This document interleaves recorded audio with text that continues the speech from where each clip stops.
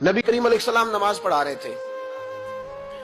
जोर की नमाज थी या असर की नमाज थी, सही मुस्लिम में मौजूद है। हजरत अबू हुरैरा फरमाते हैं नमाज पढ़ाते पढ़ाते नबी पाक ने कदम आगे किया, नमाज पढ़ाते पढ़ाते कदम आगे किया और यूं हाथ उठाया फिर वापस कर लिया।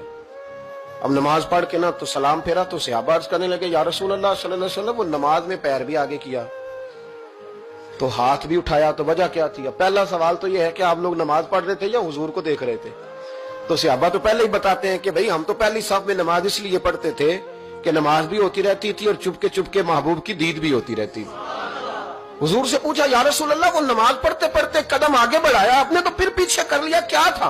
और हाथ उठाया तो फिर आपने नीचे कर लिया। तो नबी करीम फरमाने लगे नमाज पढ़ाते पढ़ाते जब मैंने कहा ना समी अल्लाहु लिमन हमीदा, अचानक मेरी नजर उठी तो जन्नत में चली गई।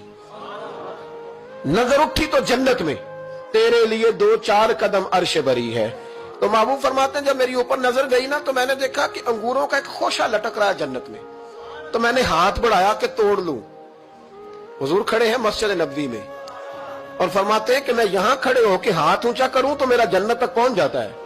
फरमाया मेरा इरादा हुआ कि वो खोशा जन्नत का तोड़ लूं और जरा मैंने पैर आगे बढ़ाया ही था तो मेरे दिल में ख्याल आया कि जन्नत राज है तो राज ही रहनी चाहिए, ये राज खोल गया तो मजा नहीं आएगा।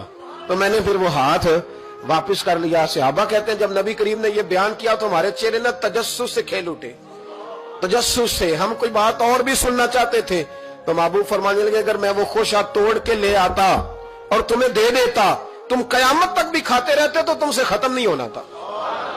ये सही मुस्लिम की हदीस है। ओ भाई, मेरे रसूल करीम के वाकया में राज पे शिकवा करना, कहना समझ में नहीं आती कैसे गए थे। तो तू जो चाहे तो हर शब हो मिसाले शबे असरा, इसलिए कि तेरे लिए 2-4 कदम